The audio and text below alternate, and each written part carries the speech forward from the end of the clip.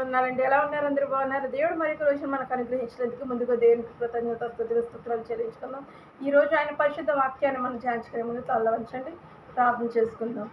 మహాగరుడా, మహోన్నతుడ తండ్రి, ఇంతవరకు కాచి కాపాడినందుకు కృతజ్ఞతలు. ఇక నువ్వు కాచి కాపాడే వాక్యం ద్వారా ప్రతి ఒక్కరు తను మీరు మాట్లాడి నడిపించమని నజరేయుడైన యేసుక్రీస్తు నామములో అడుగుచున్నాను తండ్రి, ఆమేన్. అపోస్తల కార్యములు 12వ అధ్యాయము 5వ వచనం అండి. అపోస్తల కార్యములు 12వ అధ్యాయము 5వ వచనం. యాక్ట్స్ 12:5 ధ్యానించుకుందామండి. పేతురు చెరసాలలో ఉంచబడిను, సంఘమైతే అతని కొరకు అత్యాసక్తితో దేవునికి ప్రార్థన చేయుచుండెను. ఇక్కడ పేతురు గారిని చెరసాలలో వేశారంటండి. చెరసాల బంధకాల్లో వేశారు. బంధించబడ్డాడు పేతురు. అటువంటి బంధకాల్లో ఉన్నప్పుడు సంఘం చేసింది ఏంటంటే ప్రార్థన చేశారు. ప్రార్థన చేయడమే కాదు, ఆ ప్రార్థన వలన కలిగిన కార్యం ఏంటంటే చెరసాల సంఖ్యలు బదలాయినాయి అంటండి. కదా, సంఘము ప్రార్థించి పాటలు పాడి స్తుతించుచుండగా దేవుడు చేసిన ఆశ్చర్యకార్యం ఇది.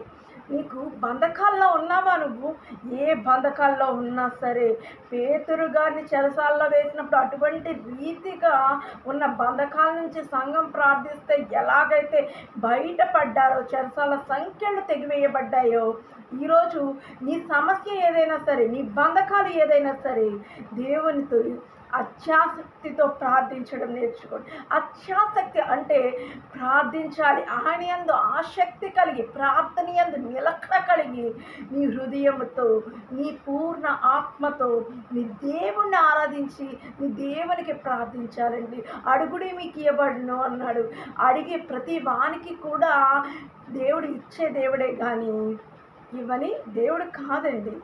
ఈ సంఘం ప్రార్థన ఎప్పుడైతే చేసిందో అక్కడ పేతురు గారి బంధకాలు తెగిపోవడమే కాదు, ఎంతో రీతిగా అద్భుత కార్యం చేయడం జరిగింది.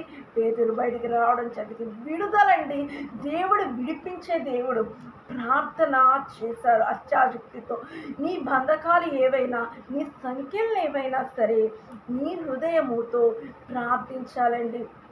దేవునికి ప్రార్థించే వారంగా ఉన్నామా, బంధకాల్లో ఉన్నామని బాధపడే వారంగా ఉన్నామా, లేకపోతే సంఖ్యలుగా ఉన్నాయి, నాకు ఈ సమస్యలన్నీ సంఖ్యలుగా ఉన్నాయి, ఏం చేయాలో తోచట్లేదు అని నీ బంధువుల్ని, నీ ఆత్మీయుల్ని అడుగుతున్నావా? కానీ దేవుడిని అడగండి. ఈరోజు ఈ యొక్క వాక్యం ద్వారాగా దేవుడు మీతోనే మాట్లాడుతున్నాడు. మీరు ఎటువంటి బంధకంలో ఉన్నా, ఎటువంటి సంఖ్యలు లాంటి శోధనలో ఉన్నా, సంఘం ఎటువంటి రీతిగా పేతురు కొరకు అత్యాసక్తితో ప్రార్థించిందో అటువంటి రీతిగా మనల్ని ప్రార్థించుకోవాలండి. ఆ సమస్యల గురించి ప్రార్థించండి. ప్రార్థించే వారికి కూడా మీరు చెప్పవచ్చు. కానీ మనుషుల కన్నా కూడా దేవుని దగ్గరికి నీవు ఎప్పుడైతే వెళ్తావో అప్పుడు ఆయన మీ వద్దకు వస్తాడు. దేవుడు మొర ఆలకించే దేవుడు. నాకు మొరపెట్టము, నేను నీకు ఉత్తరం ఇచ్చేదనని ఇర్మియా 33లో దేవుని వాక్యం సెలవిస్తుందండి. నిజముగా మొరపెట్టాలంటండి. ఎటువంటి మొర పెడుతున్నావు నీవు ఎటువంటి రీతిగా ఉన్నావు, ప్రార్థిస్తున్నావు కానీ దేవుని ఆత్మపూర్తిగా ప్రార్థిస్తున్నావా, సన్నిధికి వెళ్తున్నావు కానీ దేవుని ఆత్మతో ఆరాధిస్తున్నావా, ఎటువంటి రీతిగా నీ ప్రార్థన ఉంది అనేది ఒకసారి ఆలోచించండి. ఎటువంటి బంధకాలైనా, ఎటువంటి సంఖ్యలైనా, ఎటువంటి శోధనలైనా అత్యాసక్తి, ప్రార్థన యందు ఆసక్తి కలిగి ప్రార్థించండి. మనుషులకు కాదు, దేవునికి మొరపెట్టండి. మీరు ఎక్కువసేపు మేము ప్రార్థించలేమండి, కొంత సమయమే ప్రార్థిస్తానంటావా? ప్రార్థించు. దేవుని ఎదుట మోకాళ్ళను నీవు ఎప్పుడైతే ప్రార్థిస్తావో దేవుడిని మాట వినే దేవుడండి. పాపాలని ఒప్పుకొని మనం విడిచిపెట్టి ఆయన వాగ్దానము కోసము, నెరవేర్పు కోసం మనం చూడడమే కాకుండా ఆయన్ని అడగాలంటే అడిగేవాడికి ఆయన ఏది తక్కువ కాకుండా ఇచ్చే దేవుడు. ఈరోజు నీకు ఏమైనా సరే, ఏ శోధనైనా సరే, దేవుడు అన్నిటి నుంచి పేతురు గారిని ఎలాగైతే చెరసాల సంఖ్యల నుంచి విడిపించారో అటువంటి రీతిగా దేవుడు మిమ్మల్ని, మీ కుటుంబం ప్రతి ఒక్కరి, ఈ వాక్యం వించిన ప్రతి ఒక్కరిని విడిపించును గాక.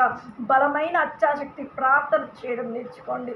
ప్రార్థనలో నిలకడ కలిగి ఆసక్తి కలిగి జీవించే వారిగా ఉండండి. జీవించే విధానంలో ప్రార్థించుకోవాలండి. దేవాతి దేవుడే ప్రార్థన చేశాడు. ఎలా ప్రార్థన చేశాడు? కన్నీటి ప్రార్థన చేశాడు. 42 రోజులు ఉపవాస ప్రార్థన చేశాడండి. పగలు రాత్రి కూడా ప్రార్థన చేశాడు. ఆయన ఎంత అత్యాసక్తితో వాక్యం బోధిస్తే 3 దినాలు పాటు వాక్యం వినేవారుగా ఉన్నారు జనాలు. ప్రియాత్మీయ జనాంగమ, ఒక్కసారి మనము ఏ రీతిగా ఉన్నామనేది ఆలోచించుకుని మనము అత్యాసక్తితో ప్రార్థించండి.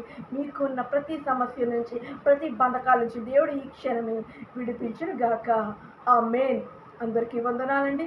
వాక్యం వింటున్న వారు వాక్యము మీకు పెట్టే ప్రతి వాక్యము రావాలంటే ఛానల్ సబ్స్క్రైబ్ చేయడమే కాకుండా అక్కడ ఆల్ అని నొక్కితే మేము పెట్టే ప్రతి వాగ్దానాలు కూడా మీకు అందుతాయండి. వాక్యాన్ని ఒకరికి షేర్ చేయడం ద్వారాగా మంచి వర్తమానము పంచడం ద్వారాగా మంచి జరుగుతుంది.